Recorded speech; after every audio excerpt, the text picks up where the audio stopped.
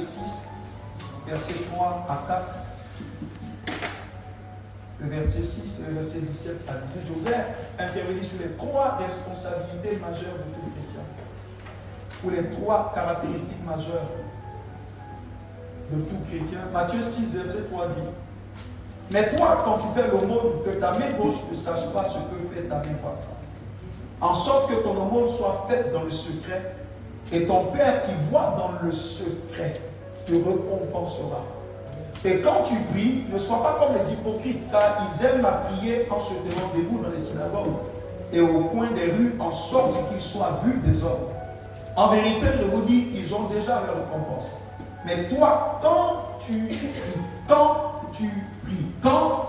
pries, entre dans ta chambre et ayant fermé ta porte, prie ton Père qui demeure dans le secret. D'autres versions disent: prie ton Père qui voit dans le secret, et ton Père qui voit toutes choses te récompensera.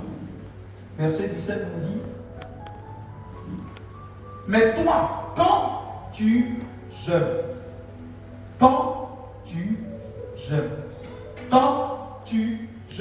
pointe ta tête et lave ton visage en sorte qu'il ne paraisse pas aux hommes que tu jeûnes, mais à ton Père qui demeure dans le secret, et ton Père qui voit dans le secret te récompensera. Verset 3 dit, je reprends, mais toi, quand tu fais le monde, d'autres versions disent quand tu donnes. Quand tu donnes. Je vais lire rapidement Matthieu 13, verset 23. Matthieu 13, verset 23 nous dit: et celui qui a semé sur la bonne terre, c'est celui qui entend et comprend la parole, qui aussi porte du fruit, produit l'un 100, l'autre 60 et l'autre 30. Donc il produit l'un 100, l'autre 60 et l'autre 30. Parole du Seigneur. Amen. On va s'asseoir dans cette présence. Au nom de Jésus.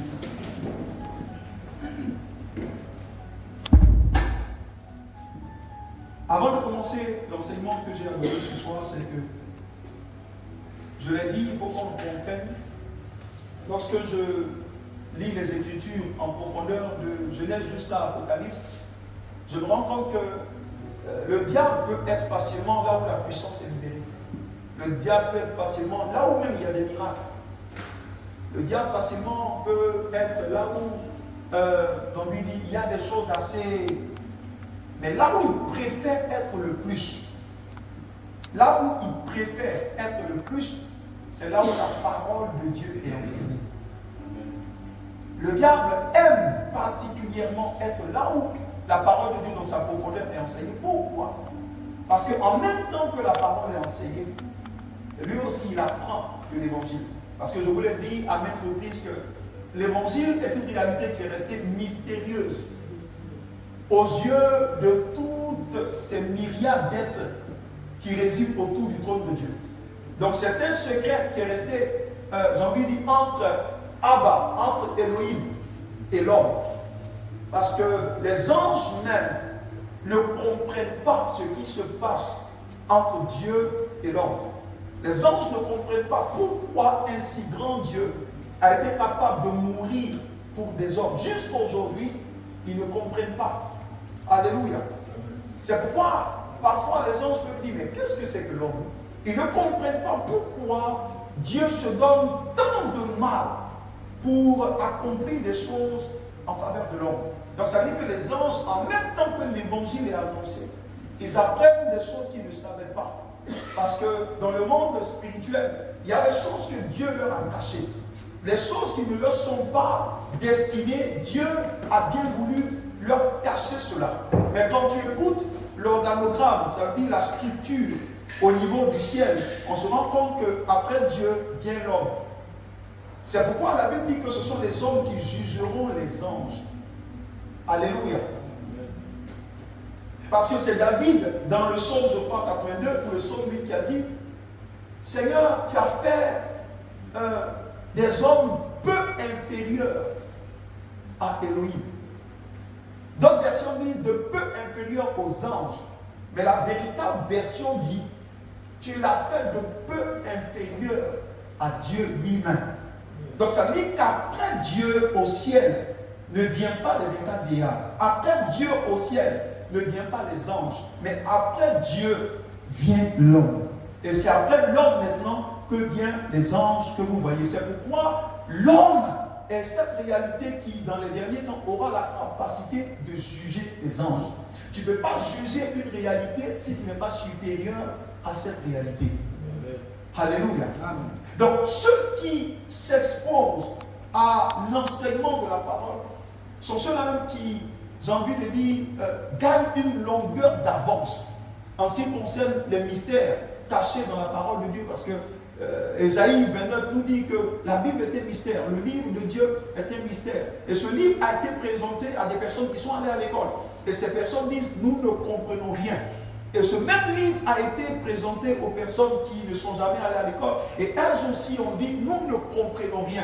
Donc Ésaïe s'en va nous dire maintenant que la parole de Dieu n'est pas accessible à la personne qui veut, mais est accessible à la personne à qui Dieu a bien voulu révéler cette parole. C'est pas la parole de Dieu, est une révélation. Et c'est l'Esprit qui a pour rôle et pour mandat de nous révéler tous les mystères cachés de la parole de Dieu. Ce n'est pas toute méditation qui ne commence pas par l'aide du Saint-Esprit ne peut pas aboutir à une compréhension. Amen. Donc le Saint-Esprit devient l'aide. Jésus a dit, je suis le Logos, je m'en vais, mais je vous envoie un autre consolateur. Quand il viendra, son rôle, ça sera de vous révéler ce que je vous ai déjà dit. Alléluia. Donc à chaque fois que nous lisons la parole, nous lisons Jésus. Mais Jésus est encore voilé tant que le Saint-Esprit n'a pas agi. Donc quand le Saint-Esprit agit sur la parole, le logos que nous lisons, c'est le rôle du Saint-Esprit de nous donner d'avoir accès au Réma. Réma, c'est la parole qui vient spécifiquement pour nous sortir d'une situation où c'est une pensée de Dieu qui est au-delà de ce que nous lisons. Alléluia. Et l'apôtre Paul dit en Actes chapitre 20, verset 32, il dit, et maintenant, moi Paul, je vous recommande à Dieu. Je vous recommande encore à la parole de sa grâce, qui a la puissance d'édifier et de vous donner un héritage avec tous les saints. Donc l'apôtre Paul plante le décor et nous donne de comprendre quelque chose d'essentiel. Il dit, moi Paul, j'ai fait beaucoup de choses. Mais la seule réalité à laquelle je vous recommande, ce n'est pas la puissance. Je vous recommande à Dieu d'abord un. Et puis à sa parole qui transporte la grâce. Parce que c'est elle seule, la parole qui transporte la grâce, c'est elle seule qui est capable de nous édifier. C'est elle qui est capable de nous bâtir.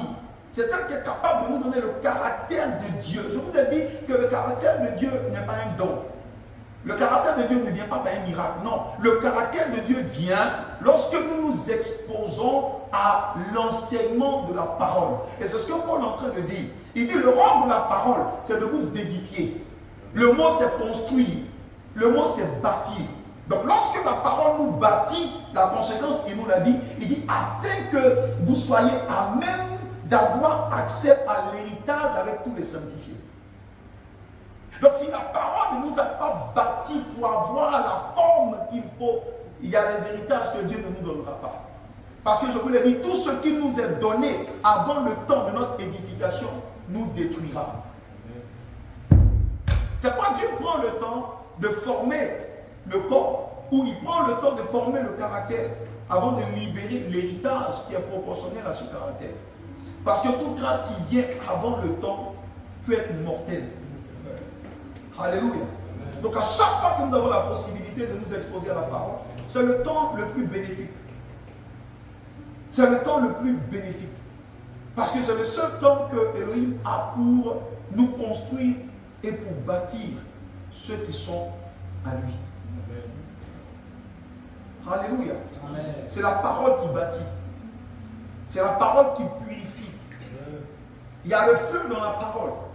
Lorsque la parole est annoncée, elle vient pour purger, elle vient pour consumer tout ce qui n'est pas de Dieu dans nos vies. Amen. Alléluia. Amen. Et c'est elle qui vient pour nous donner la forme que Dieu veut. Tant que nous ne nous exposons pas à la parole de Dieu constamment, la croissance spirituelle sera difficile. La croissance spirituelle ne vient pas par l'onction. La croissance spirituelle vient par la méditation de la parole que nous appliquons. Parce que c'est la parole qui édifie. C'est la parole qui construit. C'est la parole qui fait. Alléluia. C'est la parole qui fait. C'est pas lorsque les apôtres ont remarqué qu'il y avait beaucoup de choses dans l'église, ils se sont dit qu'il ne faut pas qu'on laisse l'essentiel pour nous occuper à ce qui est secondaire. Alléluia.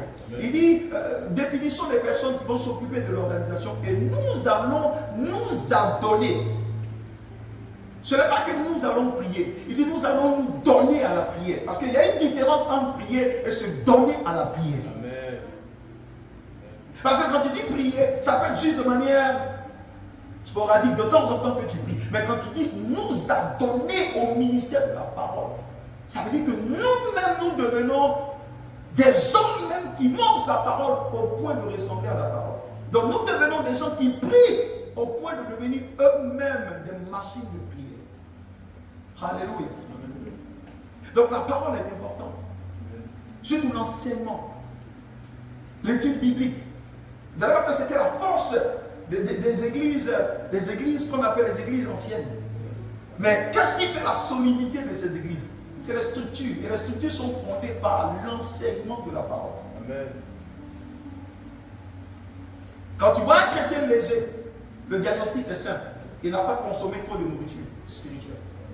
Quand tu vois une personne en pleine forme, c'est qu'il mange une alimentation ou une ration équilibrée. Ceux qui ont le marasme, parfois, sont ceux qui ont une alimentation qui n'est pas équilibrée. Mais on peut aussi avoir le marasme pour le kwashiorkor spirituel. Pour ceux qui ne mangent, n'oubliez pas que la parole est appelée la nourriture de l'âme. Quand on mange la parole, il y a des choses qui se produisent qu'on ne voit pas. Jésus a dit, mes paroles ne sont pas des verbes. Mes paroles ne sont pas français ou anglais. Il dit, mes paroles sont esprit et vie. Comment tu vois l'esprit? Comment tu vois la vie?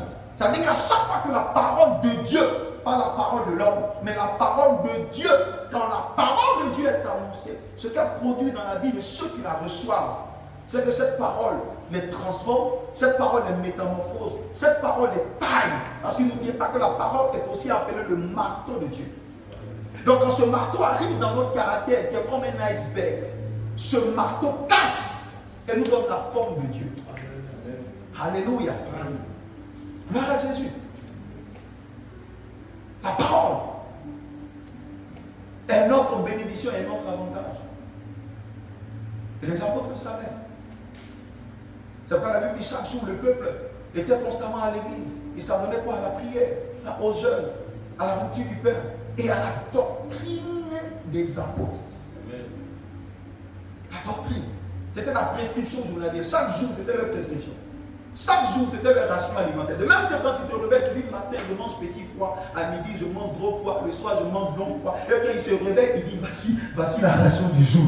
La prière, le jeûne, l'enseignement de la parole et la fraction du pain. C'était une ration parce qu'il le faisait tous les jours. Il le faisait tous les jours. Et vous allez voir qu'il y a des problèmes qu'il n'avait pas. Des problèmes que l'église actuelle a, mais qu'ils n'avaient pas. Pourquoi? Parce qu'ils avaient une ration équilibrée.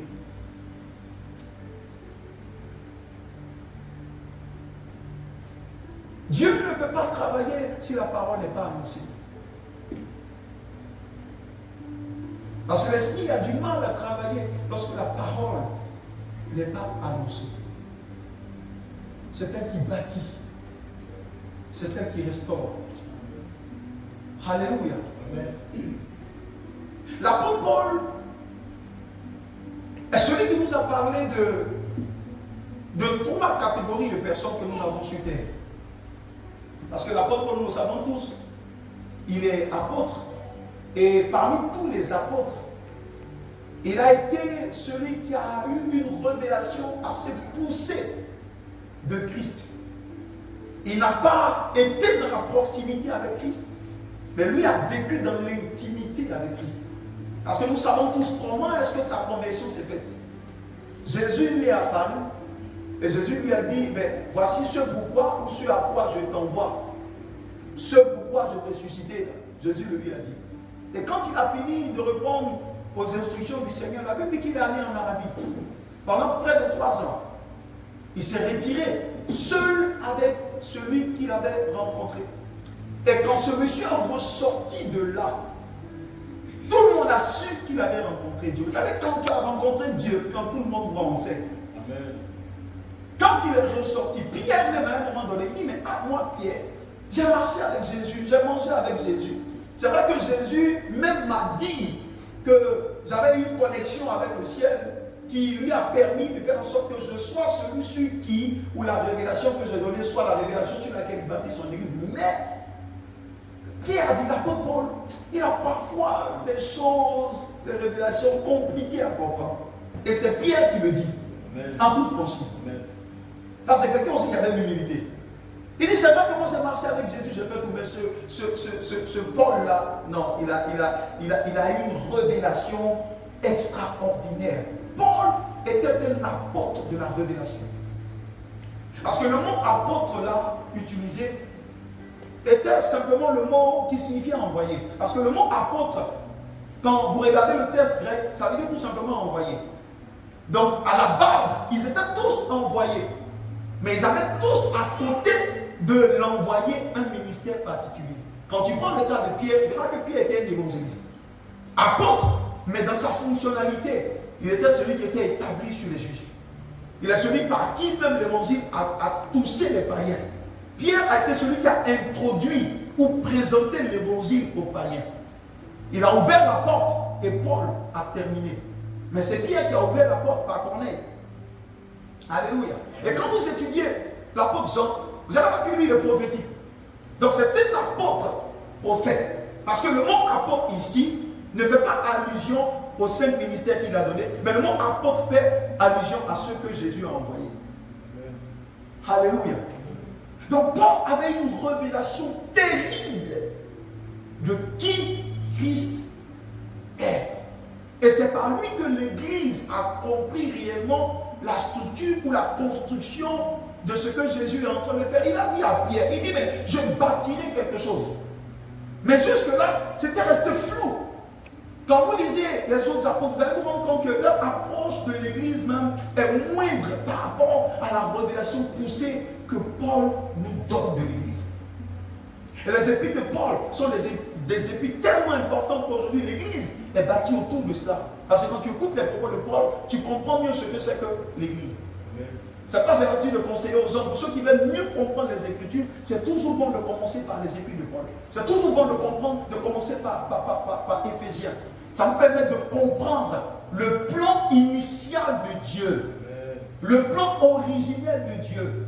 Parce que si vous ne connaissez pas l'intention d'un auteur, vous n'allez pas comprendre la conclusion. Donc si nous ne comprenons pas ce que Dieu avait à l'esprit en ce qui concerne l'Église, nous risquons d'être en train de faire des choses qui ne font pas partie du programme pour lequel le Seigneur nous a suscités. Et c'est l'apôtre Paul qui nous décrit. Si vous avez l'habitude de lire Paul, il y a beaucoup de choses qu'on fait, vous n'allez plus les faire. L'apôtre Paul nous décrit 3 catégories de personnes. Dans son investigation, dans ses études, dans son analyse, il définit 3 types de personnes qu'il y a sur la terre. Il parle de l'homme animal. Il dit l'homme animal, c'est cet homme-là qui ne connaît pas Christ. Il dit c'est cet homme-là qui n'a aucune relation avec Christ. C'est l'homme naturel. Il vit par lui-même, il vit par le sang. Il vit par la chair. Il appelait ça bios. La vie qui alimente l'homme naturel, c'est la vie bios. Et c'est la même vie qu'il y a dans les animaux. Et ce qui caractérise leur vie, c'est que c'est une vie basée sur le sang. Et dans les analyses, je me suis rendu compte que Lévitique chapitre 17, chapitre 11 plutôt, c'est ça, chapitre 17, 11 ou chapitre 11, 17. Lévitique 17, verset 11 et le verset 14, il parle de la vie de toute chair se trouve dans son sang.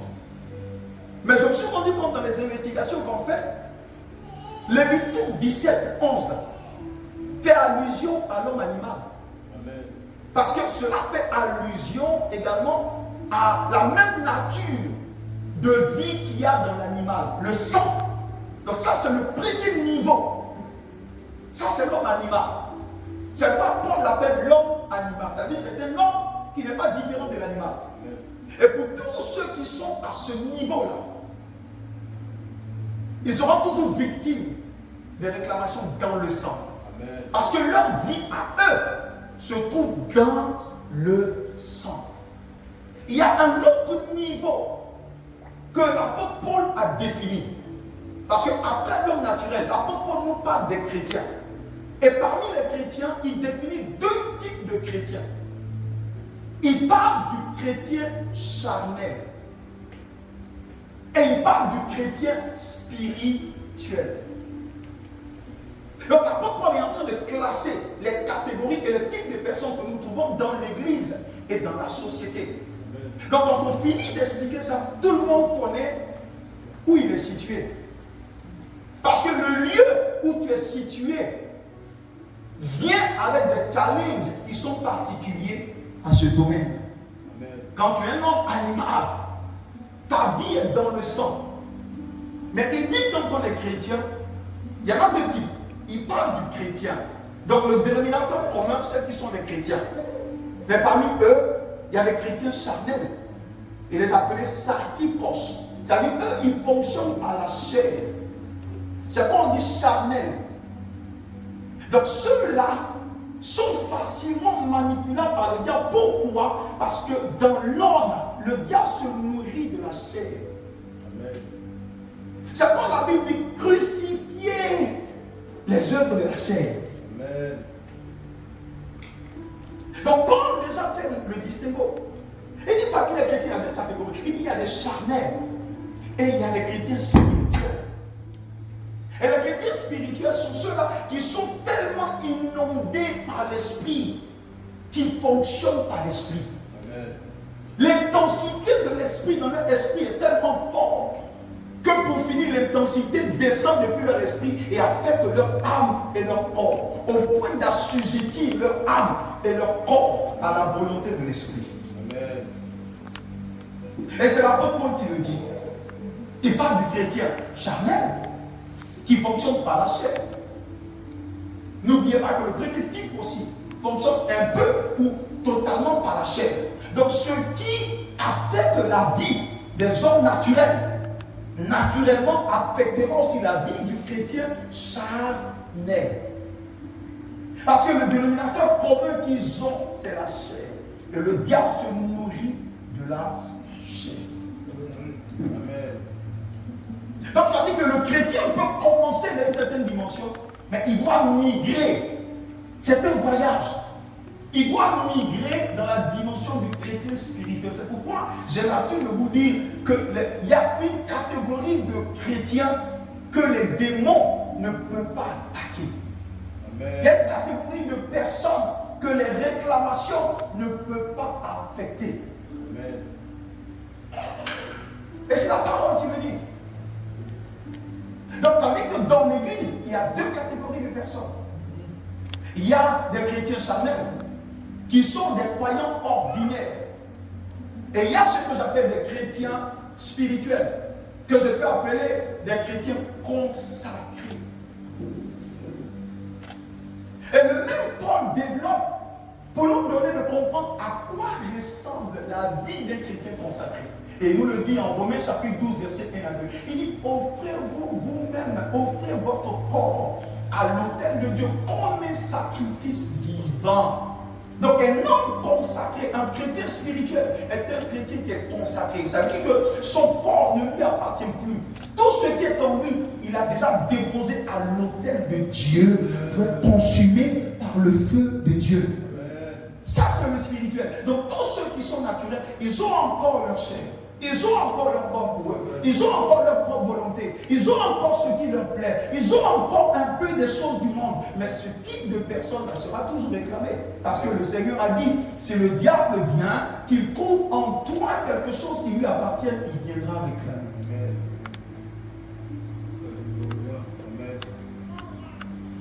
Donc il y a un type de personne devant qui, quand le diable arrive, le diable sait qu'il n'a rien en lui. Et Paul nous dit que c'est les chrétiens spirituels. Le grec dit nouniatikos. chrétien qui vit par ce qu'il y a dans l'esprit. C'est pas, je vous ai dit, la vie chrétienne est un voyage. Ce n'est pas un voyage d'Abidjan et en Soko, non. C'est un voyage en Christ. Parce qu'en Christ, il y a des dimensions. Quand le peuple de Dieu a quitté l'Égypte pour avoir accès à Canaan, ils ont eu 42 stations, 42 arrêts. Le bus est parti de l'Égypte pour les conduire où? À Canaan. Mais en chemin, quand vous comptez le nombre de fois où ils se sont arrêtés, les étapes, vous allez prendre compte qu'ils ont eu 42 étapes. Donc ça veut dire que le voyage avec Dieu, il y a des escales. Amen. En Christ, il y a des dimensions. Amen. Ceux qui sont salés, ils sont en Christ. Ils sont en Christ. Mais leur station détermine les défis et les challenges qu'ils ont. Amen. C'est pourquoi on ne s'arrête pas au premier arrêt. Amen. Parce que la destination, c'est de l'autre bord. Amen. Donc nous ne restons pas en chemin. Amen. Parce que le terminus n'est pas l'arrêt. Amen. Amen. Alléluia. La chrétienté est une question d'étape. Et je veux encourager le peuple à passer à d'autres étapes supérieures. Amen. En Christ, il y a des dimensions. Un jour, Paul a regardé le peuple qu'il a enseigné 3 ans avant. Il revient et dit, mais attendez, je vous ai enseigné tout, les reniements de la vie, je vous ai enseigné le lait hier parce que vous étiez encore au lait. Il dit, mais 3 ans après, parce que le chiffre 3 ou 3 ans, normalement, c'est ce qu'il faut pour qu'un chrétien passe d'un chrétien bébé à un chrétien mature. Amen. Oui. 3 ans. Parce que Jésus a maintenu ces éléments 3 ans avant de les libérer. Tu ne libères pas un enfant, tu libères un fils. Amen. Donc Jésus est resté 3 ans et demi. Il a dit, vous êtes assez prêt pour me représenter. Donc Paul dit, ça fait 3 ans. Presque. Je vous ai enseigné, vous étiez bébé, c'est normal, parce qu'on n'est pas adulte, on est petit et bébé. Donc ça veut dire qu'il y a un processus. Il dit, mais je reviens 3 ans après, et je me rends compte que vous êtes encore au lait. Amen. Et Paul leur dit, c'est anormal. Amen. C'est anormal. Imaginez un bébé qui est censé marcher à 2 ou 3 ans. Si ton bébé ne marche pas à 3 ans, tu seras inquiet. Amen. Parce que de manière générale, les enfants à 2 ans et demi, 3 ans commencent à se lever et marcher. Donc quand tu constates un bébé qui ne marche pas, tu es inquiet. Non, c'est un cas particulier, mais ce n'est pas un cas général. Parce qu'en général, les enfants à cet âge marchent. Donc s'ils ne marchent pas, c'est une exception. Je le dis parce que nous ne devons pas faire de l'exception une règle. Parfois, quand on dit non, les chrétiens peuvent être possédés, ce n'est pas vrai. Ça dépend de quel type de chrétien c'est. Amen. Il a commencé le voyage, mais il est à mi-parcours.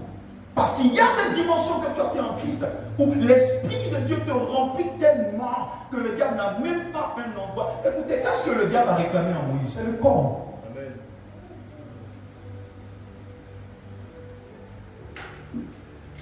C'est le corps. Pourquoi? Parce que simplement, je vous l'ai dit, Moïse n'était pas né de nouveau. Ça part, écoutez, ceux de la nouvelle alliance sont supérieurs à ceux de l'ancienne alliance. Pourquoi? À ce niveau, c'est parce qu'ils ont vécu dans un régime, dans une dispensation qui est inférieure à la nôtre. Eux, ils ont vu Christ de loin, mais ils ne l'ont pas touché. Et ils ont su que Christ n'était pas pour qu'ils le touchent. Mais nous avons vu Christ. Eux, ils ont annoncé, il arrive, mais nous l'avons salué.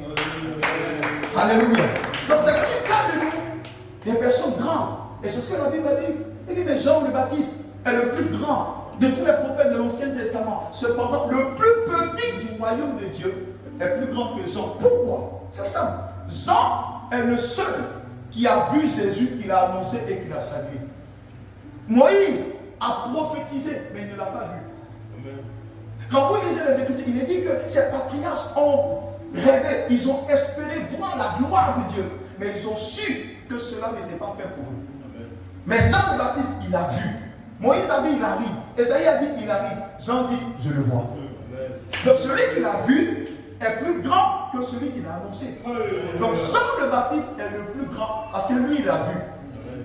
Mais Jean a montré le chemin, il a introduit, mais il n'est pas rentré dans le royaume. Amen. Parce que pour rentrer dans le royaume, il fallait que Jésus puisse mourir, qu'il puisse annoncer son ascension et qu'il puisse être assis à la position de Dieu. Donc Jean a annoncé le royaume, mais Jean n'est pas rentré dans le royaume. Nous sommes dans le royaume. Amen. Donc nous sommes supérieurs à Jean le Baptiste. Alléluia. Nous sommes supérieurs à Jean le Baptiste. Donc c'est pour ça que le diable vient réclamer le corps de Moïse. C'est normal. Mais quand même, le Seigneur lui a dit non, tu ne le prendras pas. Pourquoi? Parce que,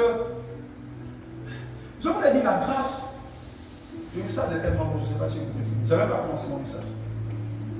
La grâce de Jésus, la grâce a existé depuis le commencement. C'est vrai que quand on parle de la dispensation de la grâce, c'est un régime formel qui a été annoncé. Parce que parfois on dit mais officiellement, parfois on dit officieusement. Donc là, une personne peut commencer quelque chose officieusement, mais elle a commencé quand même. Mais c'est officiellement qu'elle n'a pas commencé. Mais la date officielle n'est pas forcément la date où la personne a commencé. Elle a commencé avant.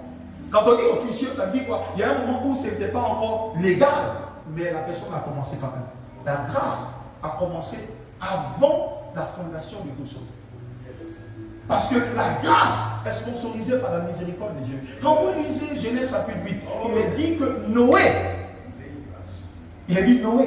trouva grâce aux yeux de Dieu. Donc ça veut dire que la grâce n'est pas venue quand Jésus est venu. Parce que Jésus, quand on l'a vu, c'est pas là où il a commencé. Jésus n'a pas de commencement. Donc si Jésus était avant tout commencement, s'il est le représentant de la grâce, c'est que la grâce a existé avant toute chose. Mais avant cette dispensation, ce régime, tout ce que les gens avaient là, il avait à crédit.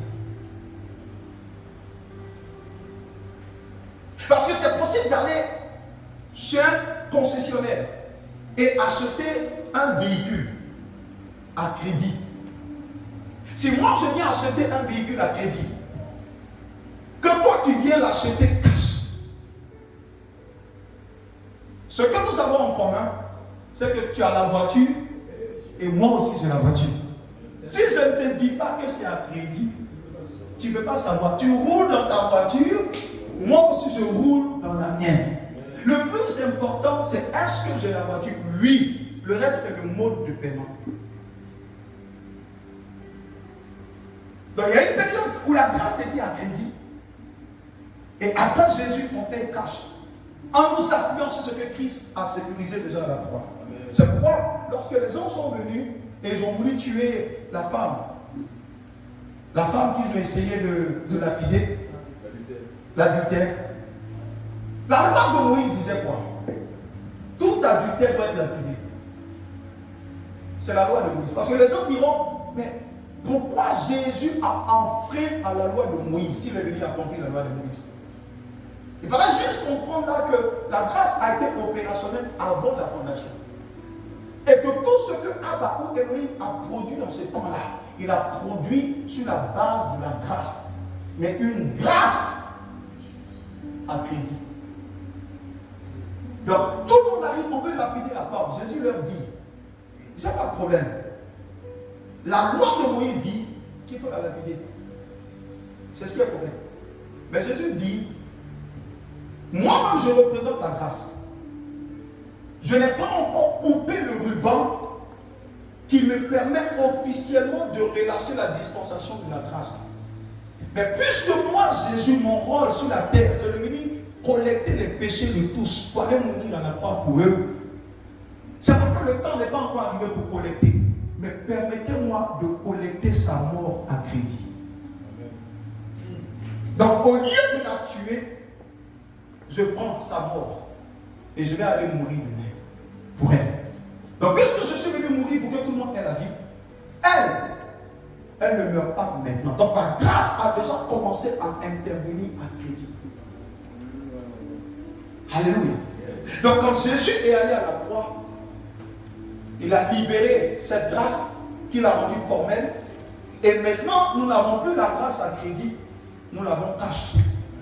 Donc à chaque fois que quelque chose arrive, on dit non, mais Christ a déjà payé le prix. Donc ça veut dire quand je vais à la boutique, c'est une image. Quand je vais à la boutique, je dirais, mais mon papa a déjà payé. Hier, je disais, il va payer. Mais aujourd'hui, je dis, il a déjà payé. Donc pour la femme, Jésus leur a dit, je vais payer pour elle. Elle vit, mais je vais payer à crédit. Donc maintenant, ceux qui commettent la même erreur, c'est pas normal sur la grâce. Jésus dit, j'ai déjà payé. Parce que la mort de Jésus-Christ était cette réalité qui allait venir, j'ai envie de dire, substituer le péché à sa personne. De sorte que le pécheur puisse prendre la place de Jésus dans la vie et que Jésus puisse prendre la vie du pécheur dans la mort. Parce qu'il y a eu un échange. Christ a laissé son trône. Philippiens 2 dit, il a laissé tout ce qui représentait gloire. Il est venu mourir à notre place pour que nous puissions prendre la vie qu'il a. Donc il y a eu une substitution.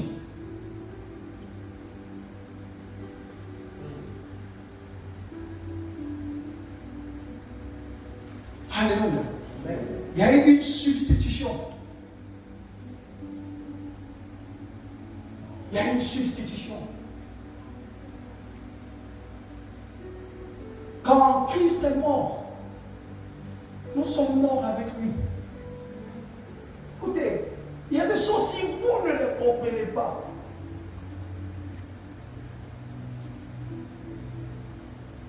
vous allez toujours fonctionner dans la dimension des réclamations. Les chrétiens réclamés sont les chrétiens charnels. Parce qu'effectivement, il y a quelque chose en eux qui appartient au diable. Mais quand vous comprenez bien la notion de la substitution de Christ à la croix, parce que Paul a dit, tout ce que je le fais avec la conscience pure de Christ. Je vous l'ai dit, ce royaume-là fonctionne avec ce que tu as dans ta conscience. Un jour, Job a dit, ce que je crains là, c'est ce qui m'arrive. Un jour, la Bible dit dans le Proverbe, ce qu'un homme pense, tel il est. Donc ça dit qu'il suffit, si tu es une nouvelle créature, il suffit que tu penses que tu as réclamé, automatiquement tu actives la loi de la réclamation. Amen. Ça parce que le problème de beaucoup de chrétiens, c'est ce qu'ils ont dans la tête. Et ce que vous gardez dans la tête, votre système de croyance est fondé sur le type de message que vous recevez. Amen. C'est pas un jour Romain a dit, faites attention à ce que vous entendez, parce que la foi vient de ce qu'on entend. Et ce que tu entends devra venir de la parole de Dieu. Amen. Si tu laisses ta foi être alimentée par d'autres types de paroles, amen, c'est cette parole qui grandira en toi. Et cette parole te donnera une pensée. Et tu diras, chez nous là, c'est comme ça. Et l'acte de la substitution à la croix dit quoi? Quand Christ est mort, et c'est Paul qui explique ça. Il dit, quand Christ est mort, nous sommes morts aussi avec Christ.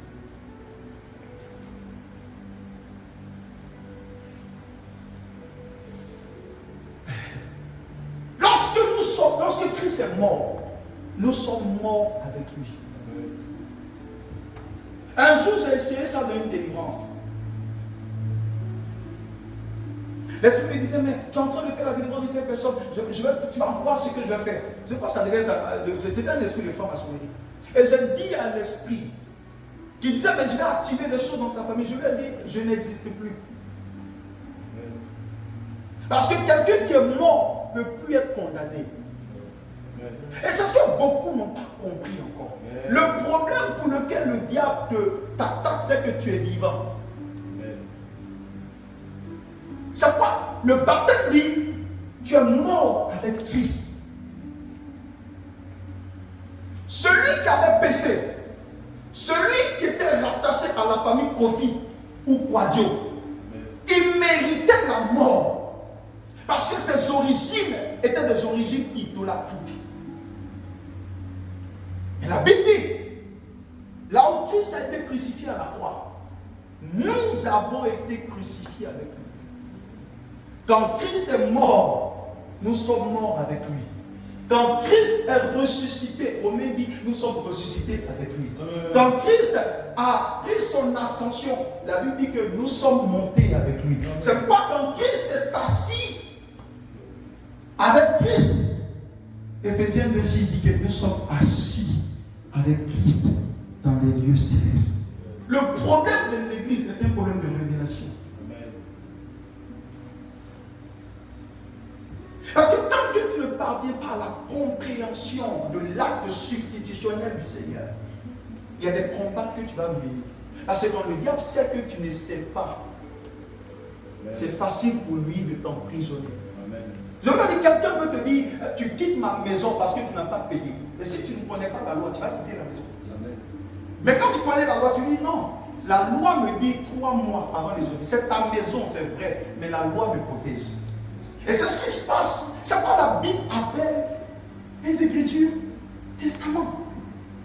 C'est un document juridique. C'est un document légal.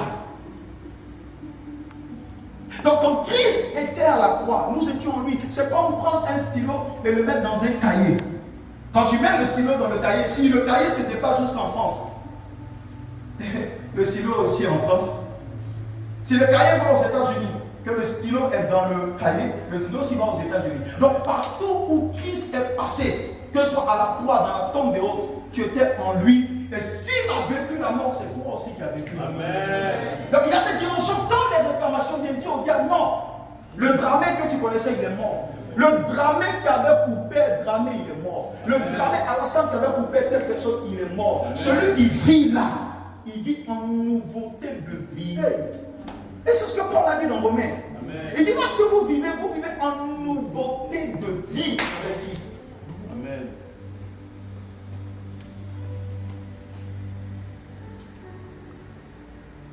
Parfois, on ne peut pas aller vite dans le message parce qu'il y a des choses déjà que nous avons, que beaucoup ont entendues. Si tu vas vite, tu risques de les mélanger. Donc, on est obligé d'aller doucement, doucement, doucement.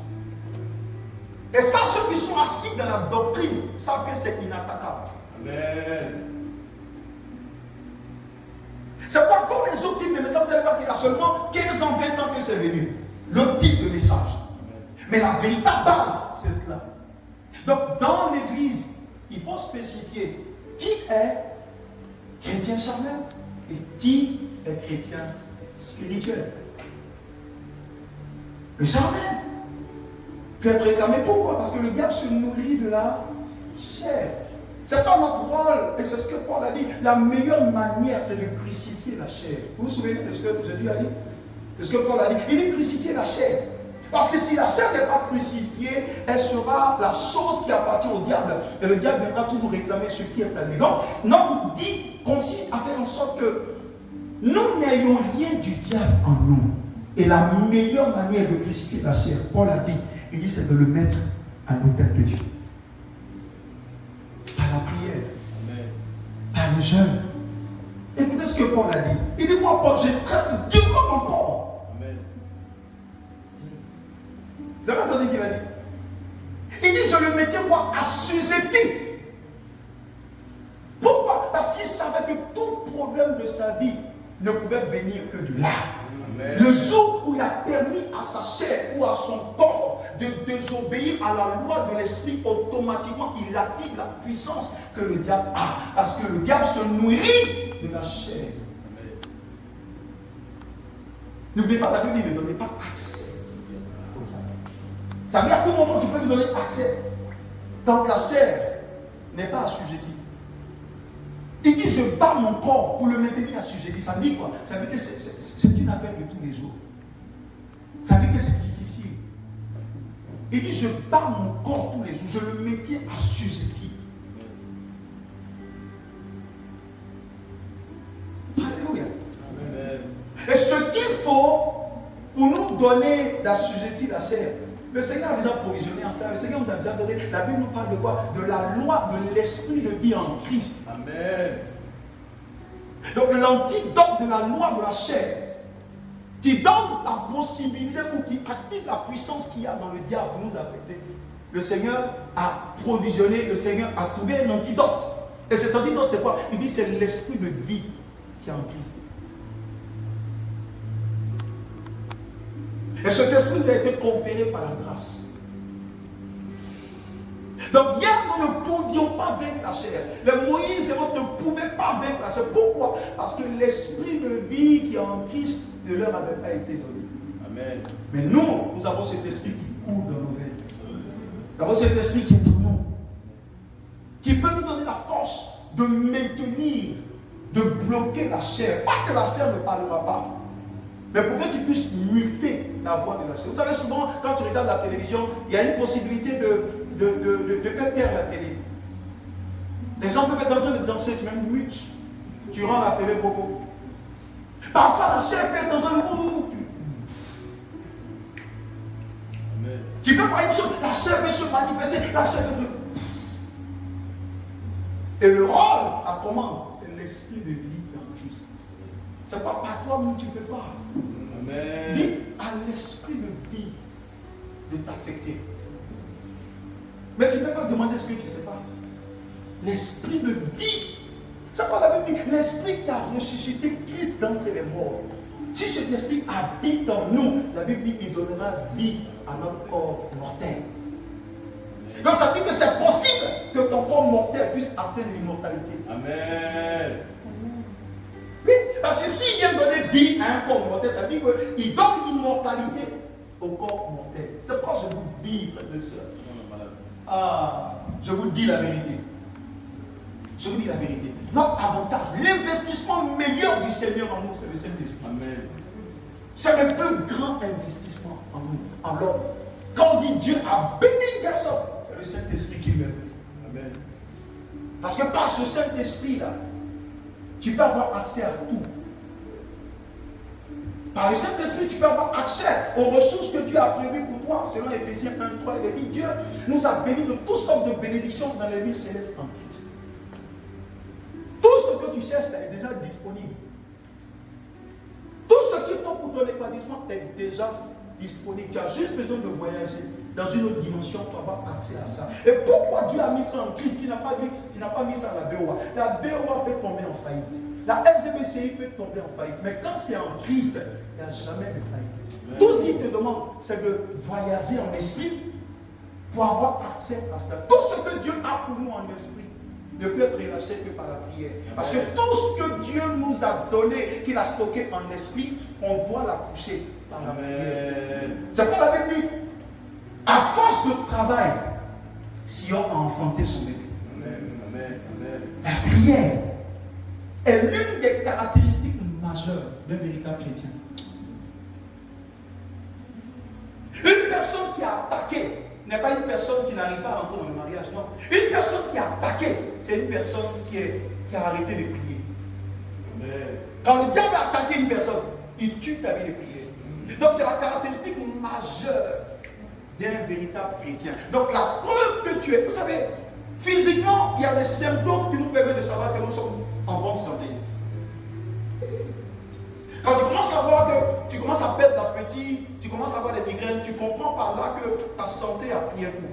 Sur le plan spirituel, il y a des indices qui nous permettent de savoir que nous sommes en bonne santé spirituellement. Et ce qui permet à un chrétien d'identifier, parce qu'il faut avoir des indicateurs pour savoir à quel niveau notre vie spirituelle est. Paul a dit, examinez-vous tous les jours pour voir si vous êtes encore dans la foi. Donc c'est possible de venir tous les jours à l'église, de même prêcher alors qu'on est sorti de la route de la foi. Il dit, examine-toi. C'est par l'examen que tu peux savoir. Si tu ne regardes pas le tableau de bord de la voiture, tu peux être en train de rouler. Tu ne sauras pas peut-être que l'eau est finie.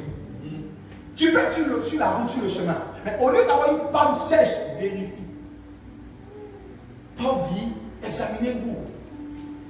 Pour voir si vous êtes encore dans la foi. Un chrétien qui ne prie plus, tu dois comprendre que ta vie spirituelle est en danger. Tu es attaqué. Et c'est un indice pour savoir si tu es bien portant spirituellement ou pas. La prière est la seule réalité pratique qui permet d'activer les réalités spirituelles en notre faveur. Parce que la prière est un peu comme le sel. Vous savez, dans la sauce, le sel seul ne fait pas la sauce. Mais aucune sauce ne peut être sapée sans le sel. Alléluia. Donc la prière est pareille. là où la prière n'est pas la clé qui ouvre, la prière peut être la main qui attrape la clé. La prière pour le chrétien est un style de vie. C'est pourquoi Jésus a dit en 1 Thessaloniciens 5, 17, il dit prier sans cesse. Parce qu'il n'y a que par la prière que nous pouvons avoir accès au régime spirituel, aux réalités extraordinaires que Jésus a prévues pour chacune de nos vies. Ciel, soit un instrument de prière, soit une machine de prière. Jésus priait sans cesse. Il ne commençait rien sans avoir au préalable prié. Les victoires de Jésus n'étaient pas gagnées sur le terrain du combat, mais les victoires de Jésus étaient gagnées à la cour de justice. Tôt le matin, il allait combattre avec son père, le juge. Et quand il sort, il voit un démon, il le chasse. Les apôtres ne comprenaient pas ce qui se passait. Et ils venaient, ils tombaient sur les tas et les démons les résistaient. Et ils lui demandent, ah Dieu, on te voit vraiment prospérer la journée, on te voit toujours aller quelque part la nuit, tu vas où? Apprends-nous à faire ce que tu fais. Parce qu'ils ont compris que la prière doit être enseignée. Il leur a dit, avant de faire toutes choses, voici celui à qui la prière doit être adressée. Mais vous devez prier sans cesse. Ce qui prouve qu'un chrétien est complet, c'est la vie de prière. Si tu ne pries pas, tu n'es pas un chrétien complet. Amen. Et les démons peuvent te manger bien en bien. Alléluia. Donc ce qui fait de nous des chrétiens, des croyants complets, parce que ce que Dieu appelle homme, c'est un homme plus le Saint-Esprit qui l'appelle homme. Donc quelqu'un qui n'a pas le Saint-Esprit, le Seigneur le voit, il l'appelle animal. C'est ce que Paul a dit. Il dit, si vous n'avez pas le Saint-Esprit, on vous appelle des hommes animaux. Donc nous pouvons voir des hommes, nous on les appelle hommes. Mais quand Dieu les voit, Dieu voit des animaux. Parce que la seule chose qui les différencie des animaux, c'est que j'ai une conscience que les animaux n'ont pas. Mais n'ayant pas l'Esprit de Dieu, Dieu ne les voit pas comme ses enfants. Ceux qui sont enfants de Dieu sont ceux qui ont reçu l'Esprit de Dieu. C'est pas nous sommes tous créatures de Dieu, mais nous ne sommes pas tous enfants de Dieu. Amen. Pour être enfant de Dieu, il y a une naissance nouvelle qu'il faut avoir. À tous ceux qui l'ont reçu, elle leur a donné le pouvoir de devenir enfant. On devient enfant de Dieu. Donc un chrétien normal est né deux fois. Il est né biologiquement et ensuite né spirituellement. Donc quelqu'un qui naît seulement biologiquement est un animal. Parce que même les chevaux, ils naissent seulement biologiquement. Amen. Alléluia. La prière est le premier point. Et Jésus l'a mentionné en Matthieu chapitre 6. Il dit, quand tu pries, il n'a pas dit si tu pries. S'il avait dit si, ça allait nous mettre dans la condition.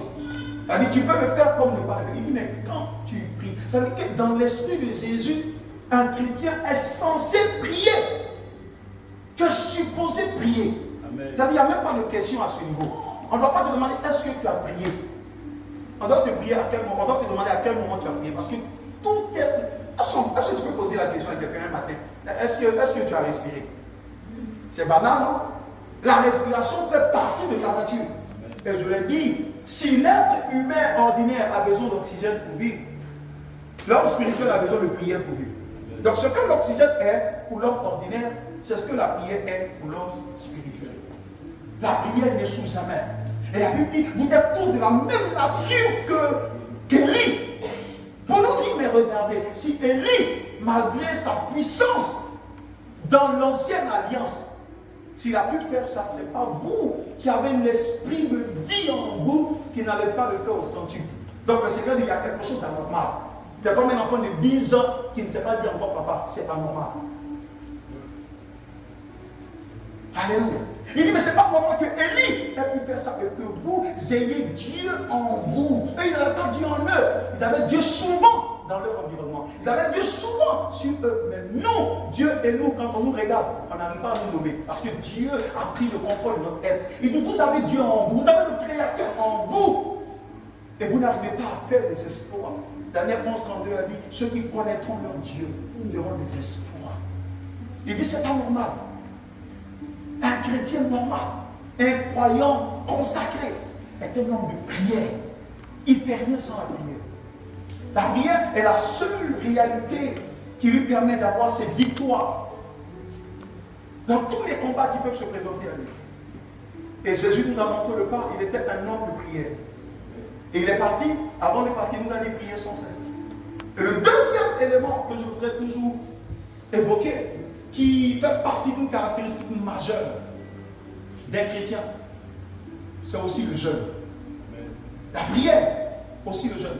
Jésus a même repris à ses disciples, il dit, mais ce type de démons là, ne peut partir que par le jeûne et par la prière. Alléluia. Donc ça dit que le jeûne seul ne pourra pas atteindre 100% de ce que tu désires.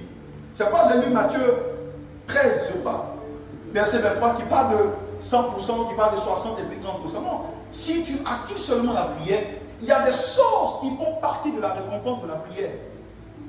Mais la prière n'est pas la seule culture qui te permet d'avoir accès à tout ce que Dieu a prévu pour nous. Le jeûne peut être associé. Donc la prière seule te donnera d'atteindre peut-être 30%. Mais quand tu rajoutes le jeûne à la prière, ça peut te pousser à 60%. Parce que tout ce que tu pratiques comme discipline spirituelle a ses récompenses. La prière a ses récompenses. Quand tu ajoutes à la prière le jeûne, tu peux être dans un téléchargement à 60%. Et le jeûne parfois est mal compris. Le jeûne n'est pas la grève de faim. Beaucoup de chrétiens font la grève de faim. Ils décident de ne pas manger, mais ils sont devant la télé. Quand on dit un jeûne, c'est s'abstenir de tout ce qui bouffe ton énergie, de tout ce qui bouffe ton temps, de tout ce qui bouffe ton attention en dehors de Dieu. Donc ça veut dire qu'un véritable jeûne consiste à contempler. Tout ce que tu fais va dans le sens de Abba. Si tu dois chanter, c'est le sens de Abba. Si tu dois regarder la télé, c'est la télé sur Dieu. Si tu dois lire les choses, c'est les choses sur Dieu. Donc tout ce qui rentre dans notre jeûne, en dehors de Dieu, transforme le jeûne en une abstinence. Amen. Donc ça dit qu'au soir de notre jeûne, Dieu peut nous avoir regardé et dit qu'il n'agrée pas le jeûne. N'oubliez pas, je crois Isaïe 48 ou je ne sais pas, nous parle du vrai jeûne. Et la Bible nous donne ce que Dieu appelle le vrai jeûne. Il dit le vrai jeûne, tu ne peux pas être dans le jeûne et puis il y a des choses dans le cœur comme quelqu'un. Il dit tu ne peux pas être en jeûne et puis il y a des choses qui ne vont pas avec des gens. Non, il dit le jeûne commence par régler ce qui ne va pas. Donc un jeûne, le jeûne consiste à libérer les personnes qu'on avait opprimées. Ça consiste à nous mettre dans une disposition qui est telle que tout ce qu'il y a dans notre pensée, dans notre cœur, c'est de plaire à Abba. C'est ça la définition du jeûne. Donc rajouter le jeûne à la prière, ça donne aux chrétiens d'atteindre 60% de ses capacités, 60% de victoire. Et le dernier point que Jésus a dit, il dit quand vous donnez, il n'a pas dit si vous donnez. Il dit quand vous donnez. Donc ce qui fait un chrétien, c'est sa capacité à donner à Dieu. C'est pourquoi à un vrai chrétien, on ne dit pas il faut donner. Amen. Quand tu dois dire à quelqu'un il faut donner, ça veut dire qu'il n'est pas encore totalement chrétien. Parce que donner dans le royaume est naturel. Moïse a dit, Abba a dit que personne ne se présente dans sa présence les mains vides. C'est vrai qu'aujourd'hui, avec tout ce qui se passe, ça fait que beaucoup sont devenus méfiants. Mais nous n'allons pas laisser ce que la particularité fait en dehors de notre culture qui est de donner à Dieu. Parce que je vous l'ai dit, l'amour, ce n'est pas un mot. Quand l'amour atteint son zénith, il devient un don. Car Dieu a tant aimé le monde qu'il a donné. Donc ça dit que tu ne peux pas dire à Dieu que tu l'aimes sans donner. Mais en même temps, je vous l'ai dit, la première des choses que nous devons donner à Dieu, ce ne sont pas des choses, c'est nous-mêmes que nous devons donner à Dieu. Amen. Parce que quand Dieu a béni le monde, Dieu n'a pas donné une voiture. Quand Dieu a béni le monde, Dieu s'est offert lui-même. Donc la réponse à l'offrande de Dieu, au don de Dieu, c'est le don de soi. Amen. Parce qu'une personne qui est donnée à Dieu peut donner tout à Dieu. Amen. Une personne qui est offerte à Dieu peut tout donner à Dieu. Mon épouse est là en 2012 ou en 2013, 14 par là. J'étais en train de prier un jour et j'ai senti une forte conviction dans mon cœur d'offrir la voiture. En ce moment, on n'entendait pas même cette notion des hôtels, on n'entendait pas même en Côte d'Ivoire comme ça. Mais ce n'était pas un hôtel que je bâtissais. Quand j'ai prié, l'esprit supervision de mon hôtel a mis dans mon cœur cette volonté de donner. Je ne sais pas pourquoi je donnais, mais ça ne me quittait pas. L'esprit disait donne. Je ne donnais pas pour avoir les choses. Elle était moi. Et je suis allé lui dire, ah mais le Seigneur me dit de donner. Elle me dit, ah, si le Seigneur t'a convaincu de donner, donne. Alléluia. Amen. Et j'ai pris la voiture et j'ai donné. Je l'ai donné pas pour recevoir quelque chose en retour. Je l'ai donné parce que j'ai senti l'esprit en moi me dire donne. Et quand j'ai donné, il y a une telle joie qui a inondé mon cœur. La voiture, je venais à peine de l'obtenir. Et j'ai pris un prêt bancaire pour acheter la voiture. Je venais d'avoir la voiture 6 mois. On n'a même pas roulé 8 mois dans la voiture. On n'a même pas fait 8 mois. La voiture venait d'arriver. C'était la voiture qu'on avait avec un Libanais que j'achetais. Une belle voiture sportive, une Mazda sportive. Et le Seigneur me dit, prends et donne. Elle s'aime, on a fait le Dieu, c'est un amour fou. Et j'ai pris, j'ai donné sans rien attendre. Mais j'ai remarqué quelque chose. Quand j'ai fini de donner, j'ai marché pendant 2 ans. Et puis en train de rembourser le prêt. Au début, je ne comprenais pas. Mais il y a une telle joie qui m'animait. Et Dieu m'est témoin, je n'ai pas murmuré comme ça. Alléluia. Je n'ai pas murmuré. J'ai senti une joie qui m'a poussé à donner. Même si on te coupe, et puis bon, tu vois que tu ne profites pas de la voiture, on te coupe. Mais le temps de savoir que j'avais donné à Dieu, m'a donné une certaine paix. On avait pris là des millions. Alléluia. Mais il y avait une telle paix. Mais j'ai remarqué que, après avoir fait ce don, les choses ont commencé à bouger à mon niveau. Sur le plan spirituel d'abord. J'ai commencé à faire des percées, j'ai commencé à avoir certaines expériences sur le plan spirituel que je n'arrivais pas à expliquer. Donc, jusqu'à aujourd'hui, c'est maintenant que j'ai compris pourquoi Dieu m'avait dit de donner. Parce qu'il n'y a pas longtemps, j'ai entendu quelque chose qui m'a rappelé ce que nous avons posé. Le Seigneur a dit, mais à maintes reprises, je t'ai testé sur l'argent. Moi, je ne savais pas que c'était un test. Donc, je me suis dit, si je n'avais pas obéi, je me serais disqualifié quelque part. J'ai entendu la voix intérieure. Parce que vous savez, quand Dieu vous parle, vous savez. Le diable ne peut pas te dire, prends ta chose meilleure, donne à l'église. Il ne peut pas. Donc j'ai senti que Dieu était en train, la Bible parle de circoncision. Ce n'est pas prendre un couteau et puis couper. La circoncision, c'est ce que la douleur de ce que tu libères produit. Parce que si ta main ne relâche pas en faveur de Dieu, Dieu ne relâchera pas ce qu'il a en ta faveur. Amen. C'est là que j'ai vu que je viens demander des visas, sans truc on me donne. D'autres viennent demander des visas, on les bloque. Je viens demander, on me donne. C'est là que j'ai compris que Dieu avait juste besoin d'Isaac. Parce que même si Dieu a appelé à Abraham, il lui a dit, je t'ai enlevé de ma patrie, de ta patrie, pardon, et tu as obéi. Il dit, moi le Dieu, je teste à chaque niveau. Je vous ai parlé de 42 stages, de 42 arrêts. Donc il a dit, je t'ai testé, tu as validé. Mais tu ne restes pas au CP1, puis quand tu finis de composer par le CP2, tu ne composes plus. Non. Il dit, à chaque niveau, je compose pour que tu me démontres que tu es qualifié à aller au niveau supérieur. Donc, Abraham, à un moment donné, il a pris Isaac d'aller le déposer. Le Seigneur dit, mais j'ai voulu tester. Parce que c'est quand il a dit à Isaac, à Abraham, donne Isaac, c'est quand il a dit, maintenant je jure par moi-même. Et puis l'insinuation que Dieu a donnée, c'est que maintenant je sais que tu me crains. Il dit, ah, c'est maintenant aussi. Tu as dit au monsieur quitte ta patrie, il a tout laissé. Et puis c'est maintenant tu dis, je sais que tu me crains. Donc tout ce qu'il a fait jusqu'au bout, tu as son baromètre. Et j'ai compris que là c'était un test. Mais ce n'est pas venu parce qu'on m'a dit, c'est venu parce que j'ai senti. Vous savez, tout ce que tu donnes qui n'est pas senti ne produit rien. Non. Tout ce que tu donnes, c'est pourquoi je ne peux pas dire donne par contrainte. Parce que le jour où tu donnes que ton cœur n'est pas en adéquation avec ce que tu dis, tu n'auras rien. C'est le cœur qui donne avec joie, il reçoit. Amen. Dans le jour où tu sens que dans le cœur tu n'as pas la joie de donner, donne pas. Parce que tu es censé donner comme l'expression de ton amour pour Dieu. Non pas par contrainte. L'amour ne force pas. Quand tu aimes, tu aimes. Quand tu aimes, tu es capable de tout pour ce que tu aimes, ou pour la réalité que tu aimes. Mais donner est une clé exceptionnelle. Et j'ai fait de ma vie une vie de don. Une vie de don. Je ne donne pas par occasion. Je donne quand je peux. Quand j'ai, je donne toujours. Et j'ai dit au Seigneur, je m'assure que tout ce qui rentre dans ma main puisse bénéficier à quelqu'un au moins. Amen. Ça, j'ai décidé de vivre comme ça. Si je reçois quelque chose aujourd'hui, je dois m'assurer que quelqu'un à côté ait reçu, ait mangé ça aussi. Amen. Ça, c'est mon alliance. Parce que tu ne dois pas donner avec joie.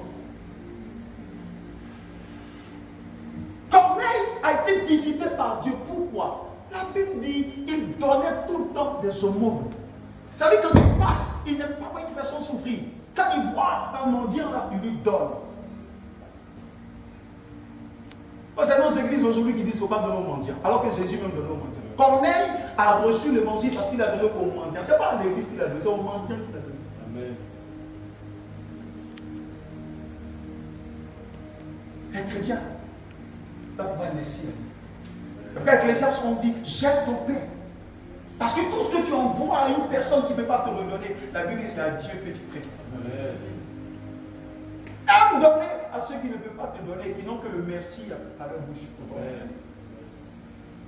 Parce qu'à chaque fois qu'ils mangeront, tu ne sais pas, peut-être pendant 3, 4, 5 jours, ils n'ont pas mangé. Donc quand ça descendra dans leur ventre, il y a une prière qui est faite sans que leur bouche ne soit ouverte. Parce que la satisfaction de leur âme bénit l'auteur de la satisfaction de leur âme. Regardez, ceux qui donnent à ceux qui n'en ont pas ne sont jamais dans la misère. Parce que Dieu dit, c'est à moi que vous prêtez. Ce n'est pas toujours il faut donner à l'homme de Dieu. C'est pas je dis, écoute l'esprit. Ne pense pas les actions dans la chair. Il y a des choses que tu fais pour l'église, mais tu dois aussi pouvoir poser des choses pour. Amen. Écoute Dieu. Parce que c'est la sécurisation de la voix de Dieu qui garantira ta réussite. Parce que pour chaque situation, il y a une clé que Dieu active pour toi. Il peut te dire, il y a ton voisin, ça fait 10 jours qu'il n'a pas mangé. Prends, va lui donner. Ne va pas donner à quelqu'un qui a déjà à manger. Quelqu'un qui a déjà à manger. C'est comme la Bible dit. La Bible est très sage. La Bible dit, ne donnez pas à ceux, en fait, qui ont déjà, à un moment donné, pour juste montrer que vous attendez quelque chose en fait de comme une reconnaissance. Donc à ceux qui ne peuvent plus te donner. Parce que lui-même, quand tu regardes, il ne peut rien te donner. Et sa prière est plus énorme que ce que tu fais à quelqu'un qui peut te donner. C'est pourquoi il faut écouter la voix de Dieu. Devant chaque situation, c'est Seigneur, quelle est la sagesse que je dois sécuriser pour cette situation? Parce que quelle que soit la difficulté que nous vivons, il y a toujours une porte de sortie. Si tu n'arrives pas à sortir, ce n'est pas qu'il n'y a pas de porte, c'est que tu n'as pas trouvé la porte.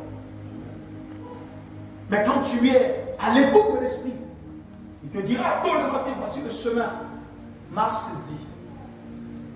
Un chrétien accompli, complet selon Dieu, fait de la prière sa culture, fait du donner sa culture, fait du jeûne sa culture. Il le fait tous les jours. Et c'est les 3 temps. Quand tu pries, quand tu donnes et quand tu jeûnes. Et Jésus l'a prononcé près de 100 fois dans les Écritures. Et ça a été le cœur de son message sur le mont, le sermon sur la montagne. Quand. C'est pas si, mais c'est quand. Il n'y a pas une condition, c'est une obligation. C'est ce qui fait de toi un chrétien. Donc c'est par ton don qu'on veut dire, quelle personne est chrétien.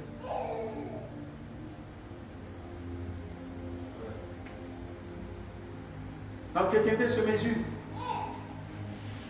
C'est pas la chrétienté n'est pas un titre. La chrétienté est une fonctionnalité. Tu ne dois pas venir devant quelqu'un et dire je suis chrétien. Non, par tes œuvres, on doit voir que tu es chrétien. Les païens Antioche ont vu des gens qui ressemblaient à Petit Christ dans leur manière, dans leur façon de faire. Ils disent ceux-là, si tu as besoin de te présenter pour que les gens sachent qui tu es, c'est que tu n'es pas réellement ce que tu dis.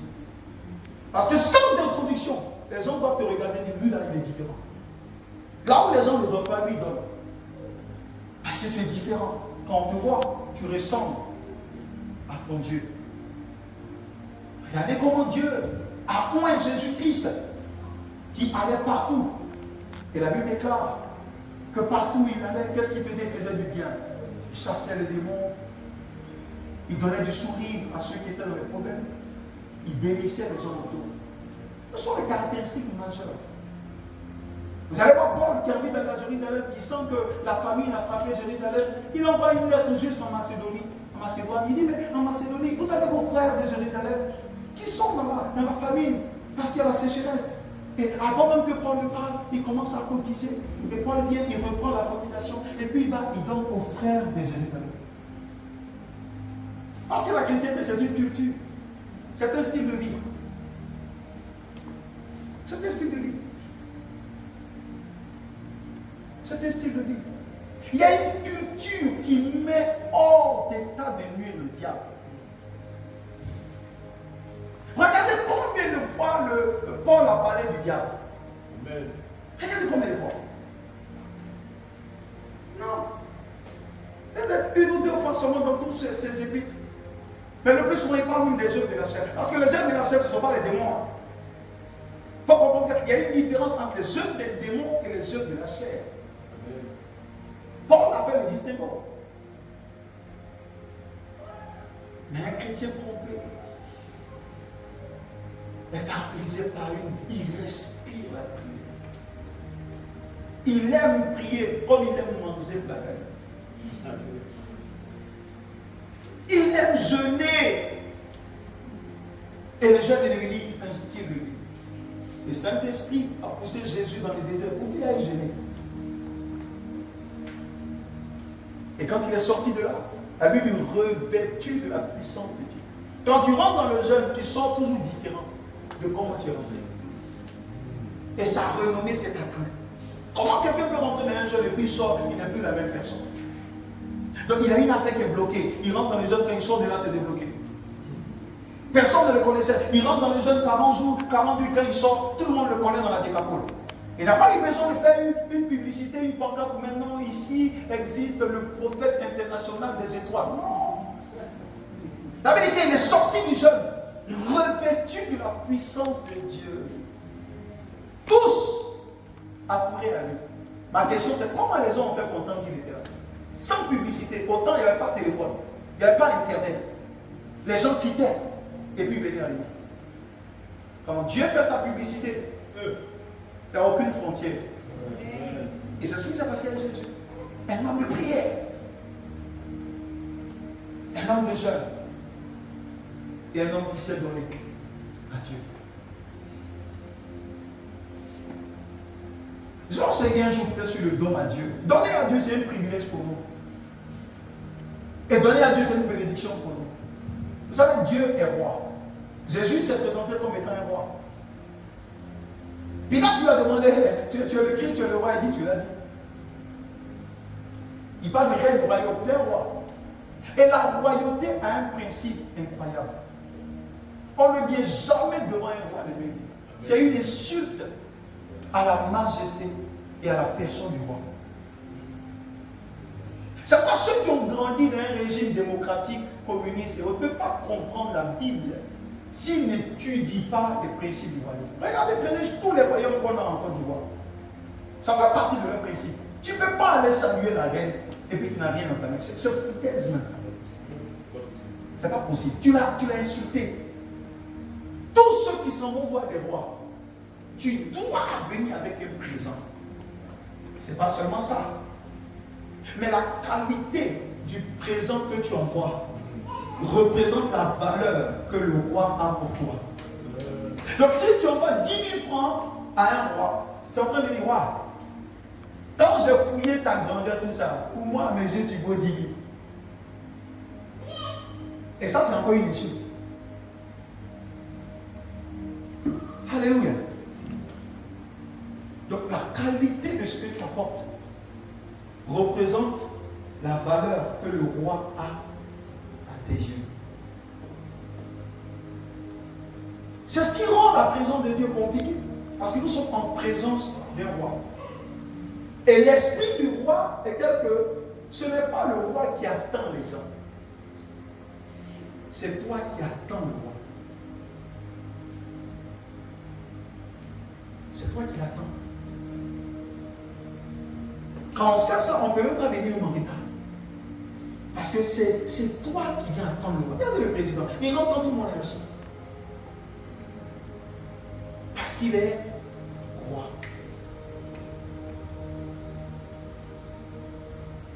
C'est nous qui l'attendons.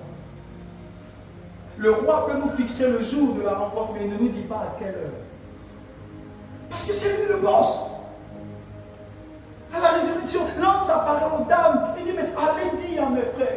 l'ange dit, mais est-ce que Jésus ne vous a pas dit que vous devez vous rendre en Galilée, que c'est là-bas où vous le verrez? On dit oui, avant de le dire aux hommes, mais il n'a pas dit l'heure. Il dit, allez-y, il donne le lieu, mais il ne donne pas l'heure. Parce qu'un roi aime qu'on l'attende. S'il te dit l'heure, tu avais dit, il ne te dit pas. Ta capacité à l'attendre détermine le respect que tu as pour lui. Il dit, n'allez pas, attendez à Jérusalem jusqu'à ce que la promesse vienne. Il leur a dit, attendez à Jérusalem, mais il n'a pas dit quand il vient. Donc, à vous de vous occuper comme vous pouvez, mais dans une position d'attente. Donc, ils ont prié pendant 10 ans. Ils ont trouvé sage d'être là, sur place, parce que si je bouge, il ne faut pas qu'il vienne derrière moi. Pendant 10 jours après, c'est là qu'il se présente. Il ne dira jamais quand. Ce n'est pas la Bible qui viendra comme un voleur. Parce qu'un roi, on l'attend. Ce n'est pas lui qui nous attend. Ça fait partie des principes du royaume. Et les 3 caractéristiques majeures représentent les caractéristiques majeures des chrétiens. Mais maintenant, regardons dans nos communautés combien les chrétiens pratiquent ça. Rien pourquoi le diable a de l'ascendance. Parce que toutes ces choses sont des styles de vie qui établissent autour de nos vies un système de protection. Dis au Seigneur, Père, ce soir, après avoir entendu ta parole, qu'elle soit gravée dans mon cœur et donne-moi de la pratiquer. Donne-moi d'être un homme de prière. Donne-moi d'être un homme de jeûne. Et donne-moi d'être un donateur pour l'Église, pour ton royaume et pour les nécessiteux. Dans le nom de Jésus.